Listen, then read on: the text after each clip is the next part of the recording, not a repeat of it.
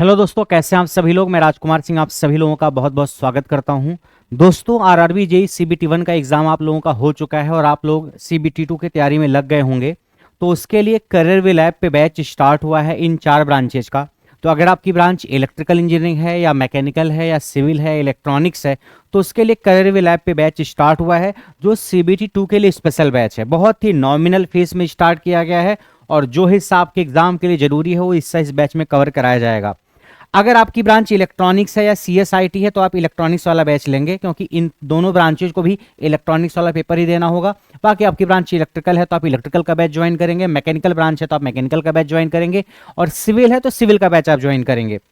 ये जो आपका एग्जाम होगा, मैं एक बार सीबीटी 2 के पैटर्न की चर्चा कर दूं तो आरआरबी जी सीबीटी 2 में आपके 15 सवाल आएंगे जनरल अवेयरनेस के, 15 सवाल केमिस्ट्री के, 10 सवाल आपके कंप्यूटर के और 10 सवाल इन्वायरमेंट के, और 100 सवाल आपके आएंगे टेक्निकल के। यानी जो भी आपकी ब्रांच होगी उसके 100 सवाल होंगे। आपकी ब्रांच इलेक्ट्रिकल है तो इलेक्ट्रिकल के 100 क्वेश्चन, आपकी ब्रांच मैकेनिकल है तो मैकेनिकल के 100 क्वेश्चन, यानी 100 क्वेश्चन आपके टेक्निकल के होंगे, 10 question environment and pollution control के, 10 कंप्यूटर के, 15 फिजिक्स केमिस्ट्री के और 15 जनरल अवेयरनेस के। तो आप लोग सीबीटी 1 का एग्जाम देकर के आ रहे हो तो आपने फिजिक्स केमिस्ट्री पढ़ाई होगा, जनरल अवेयरनेस आपने पढ़ाई होगा, ये कंप्यूटर, इन्वायरमेंट और टेक्निकल ये आपको पढ़ना होगा। तो ये तीनों चीजें आपको बैच में मिलेंगी। क्या क्या मिलेगा आपको ट्रेड मिलेगी, जो भी बैच आप ज्वाइन करेंगे उसका टेक्निकल का हिस्सा आपको मिलेगा, साथ ही साथ आपको इन्वायरमेंट मिलेगा और कंप्यूटर मिलेगा। कंप्यूटर और इन्वायरमेंट की रिकॉर्डेड क्लासेज अपलोड होंगी। कंप्यूटर यतेंद्र सर का रहेगा और इन्वायरमेंट विवेक यादव सर का रहेगा। तो कंप्यूटर और इन्वायरमेंट और आपका टेक्निकल, जो भी ब्रांच आप लोगे उसका टेक्निकल मिलेगा। आपके इस बैच में फिजिक्स केमिस्ट्री और जनरल अवेयरनेस आपको नहीं मिलने वाला है, क्योंकि आप सीबीटी 1 में पढ़ के आ रहे हो तो आपने कोई ना कोई बैच उसके लिए ज्वाइन कर ही रखा होगा। इसलिए इस बैच में ये दो चीजें इंक्लूड नहीं रहेंगी। क्या क्या रहेगा? टेक्निकल, इन्वायरमेंट और कंप्यूटर। ठीक है, 120 मिनट में आपको 150 सवाल करने रहेंगे, 150 आपका मार्क्स रहेगा, 100 सवाल टेक्निकल, यानी टेक्निकल का वेटेज सबसे ज्यादा है।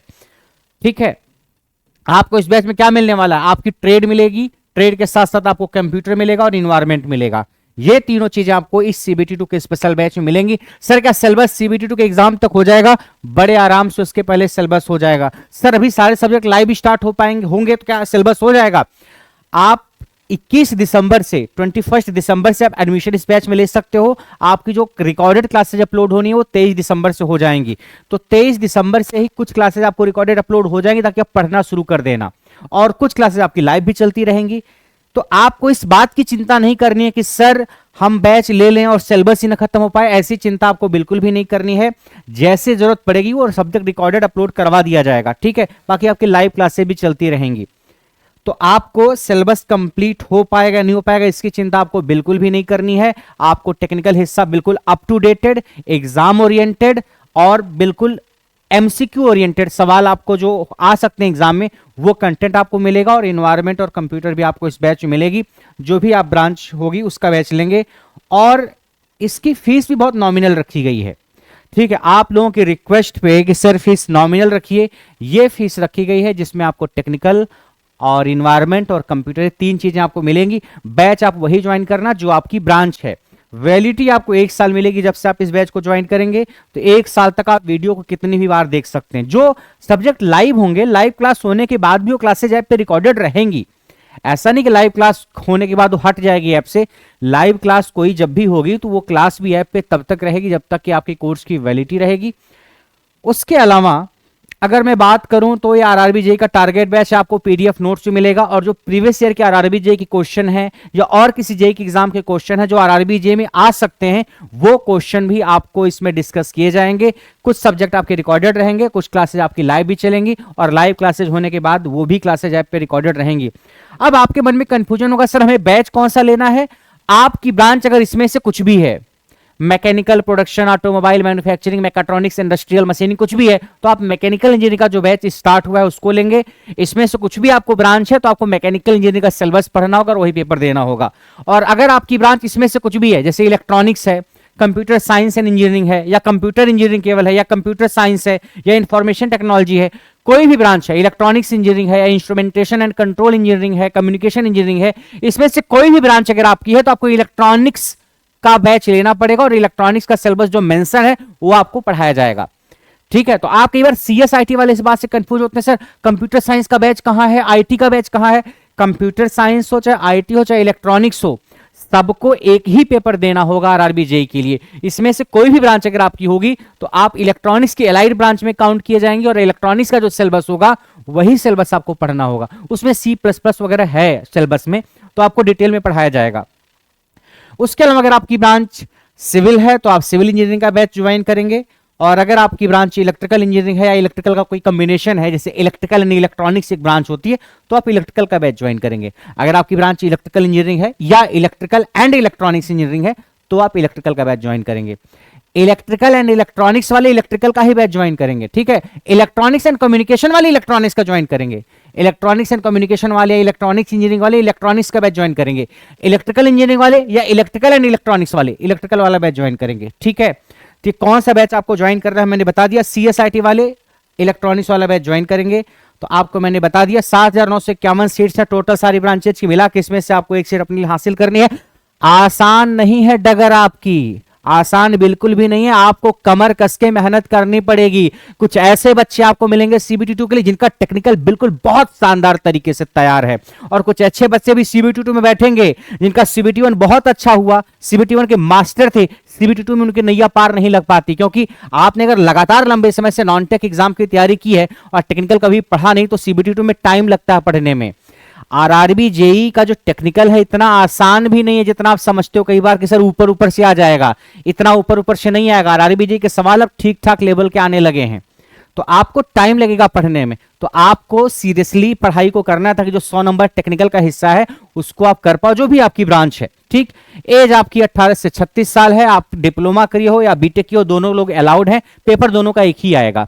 आपने से इलेक्ट्रिकल से डिप्लोमा किया है, इलेक्ट्रिकल से बीटेक आपने किया है, पेपर एक ही आएगा। वही डिप्लोमा वाला भी पेपर देगा, वही बीटेक वाला भी पेपर देगा। उसके बाद आपका डीवी वगैरह मेडिकल वगैरह जो होता है वो तो होगा।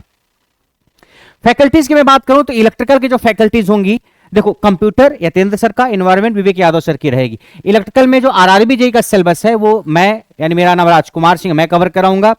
इलेक्ट्रिकल में आरआरबी जेई में 5-6 सब्जेक्ट ही आते हैं, जैसे नेटवर्क, मशीन, पावर कंट्रोल और power system, measurement, UW, estimation, costing, basic electronics, thyristor वगैरह, ठीक है। जो भी 6-7 सब्जेक्ट आते हैं, हम आगे की वीडियो में सिलेबस पे डिस्कशन करेंगे। आज हम सिलेबस की डिटेल चर्चा नहीं करेंगे, आप देख लोगे, या नेक्स्ट वीडियो में सिलेबस की चर्चा करेंगे। इलेक्ट्रिकल की फैकल्टीज में मेनली आपके टेक्निकल में राजकुमार सर, मैकेनिकल की फैकल्टीज में आलोकनाथ झा सर रहेंगे, हिमांशु मारवा सर रहेंगे और बिकी सर रहेंगे। बहुत शानदार फैकल्टीज तीन की तीनों हैं।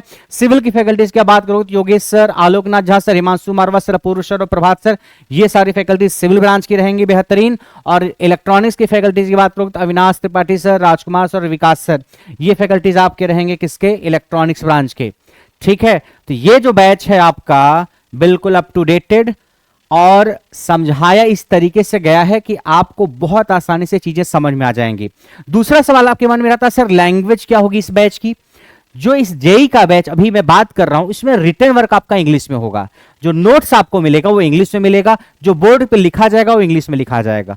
और बोलने की जो भाषा होती है, जो सेंटेंस फ्रेमिंग हिंदी में होगी लेकिन उसके वर्ड्स इंग्लिश में होंगे।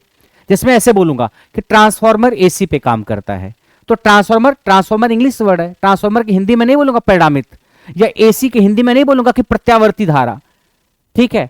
तो जो सेंटेंस होंगे वो हिंदी के होंगे, सेंटेंस के जो वर्ड्स होंगे वो इंग्लिश के होंगे, रिटन वर्क आपका इंग्लिश में होगा। तो आपकी अगर इंग्लिश ठीक ठाक है तब तो आपको समझ में आ ही जाएगा, अगर आपकी इंग्लिश थोड़ी वीक है तो भी आपको समझ में आएगा, ठीक है। कोई ऐसा टीचर नहीं होगा जो बिल्कुल धारा प्रवाह इंग्लिश ही बोलेगा, हिंदी बोलेगा ही नहीं, ऐसा आपको टीचर नॉर्मली नहीं मिलेगा। हाँ, लेकिन लिखने का जो काम होगा वो इंग्लिश में ही होगा। अगर आप इस उम्मीद में हो कि सर लिखने का काम हिंदी में होगा क्या, वो जो आईटीआई के बैचेस चलते हैं उसमें लिखने का काम हिंदी इंग्लिश दोनों में होता है, या हो सकता है आगे कोई हिंदी का बैच आए, शायद, वो भी उम्मीद नहीं है लेकिन हो सकता आए तो हिंदी में लिखा जाएगा। फिलहाल इस बैच में लिखने का काम जो होगा वो इंग्लिश में होगा और जो बोलने का काम होगा वो इंग्लिश हिंदी दोनों का मिक्स होगा, ठीक है। तो अगर आप इंग्लिश मीडियम बैकग्राउंड से पढ़ के आ रहे हो तो आपको कोई दिक्कत बिल्कुल नहीं होगी, और अगर आप हिंदी से डिप्लोमा या बीटेक करके आ रहे हो तो आप अगर थोड़ा सा मैनेज करोगे तो आप समझ ले जाओगे। ये थी बैच की सारी जानकारी। ये बैच आपको ज्वाइन कहां पे करना है, ये बैच आपको करियरविल पे ज्वाइन करना है। आप जो भी आपकी ब्रांच होगी उसके हिसाब से आप बैच ज्वाइन करेंगे और आप अपनी तैयारी स्टार्ट कर सकते हैं। एडमिशन 21 दिसंबर से लेंगे और जो क्लासेज है, रिकॉर्डेड क्लासेज अपलोड होनी है, वो सारा काम 23 दिसंबर से स्टार्ट हो जाएगा। ये थी बैच की जानकारी। अगर आपके फोन में करियरविल ऐप नहीं है तो उसको इंस्टॉल करिए, और ऐप इंस्टॉल करने के बाद अगर आपको बैच नहीं दिखता है तो आपको क्या करना है, ऐप पे जाना है, ऐप पे सबसे नीचे एक बैच का ऑप्शन होगा, उस पर क्लिक करना, किस पे, बैच पे। उसके बाद ऊपर कई सारी सेक्शन दिखेंगे, SSC, SSC mains, teaching, banking. थोड़ा और दाएं साइड आप जाओगे तो आपको एक सेक्शन दिखेगा JE, ITI and railway exam. JE, ITI railway exam का एक सेक्शन होगा, उस पर क्लिक करना आप। जैसे आप उस पर क्लिक करोगे जितने भी बैचेज जेई, आईटीआई रेलवे से रिलेटेड हैं वो सारे बैचेज आपको दिख जाएंगे। वहीं पे जाकर के आप बैच की इंट्रो वीडियो देखना, इंट्रो वीडियो में बैच की सारी जानकारी दी जाती है और फिर उसके बाद वहीं से आप क्लिक करके परचेज भी कर सकते हो। ठीक है, तो बैच आपको कैसे ढूंढना है, ऐप को सबसे नीचे बैच पे क्लिक करना, फिर ऊपर जाना है जेई, आईटीआई रेलवे एग्जाम के सेक्शन पे और वहां से आप बैच को परचेज कर सकते हो। ठीक है, तो आज की हमारी आपकी मुलाकात यहीं तक, फिर आपसे नेक्स्ट क्लास में दोबारा मुलाकात होगी। लेकिन आपको अगले 3-4-5 महीने जब तक आपका सीबीटी का एग्जाम नहीं हो जाता, ये जो मौका आपको सुनहरा मिला है, अपने शरीर की पूरी ऊर्जा का इस्तेमाल आपको तैयारी करने में करनी है। सिलेक्शन हो या ना हो वो बाद की बात है, उसके बारे में ज्यादा सोचोगे तो चिंता होगी। अभी सिर्फ आप प्रोसेस पे फोकस करिए, एक एक सब्जेक्ट को उठाइए और उसको कंप्लीट करिए। एक एक सब्जेक्ट को उठा करके आप कंप्लीट करोगे तो एक समय ऐसा आ ही जाएगा जब आप 70-80% सिलेबस आराम से कवर कर ले जाओगे। और पेपर दिल खोल करके दीजिए, उसके बाद जो भी होगा वो सब भगवान के हाथ में। अभी आपके हाथ में है पढ़ना, तो वो काम आपको करना है। ठीक है, बाकी फैकल्टी जितनी मेहनत कर सकती करेंगी। तो आज के लिए इतना ही, बाकी की कहानी नेक्स्ट क्लास में। तब तक के लिए नमस्कार।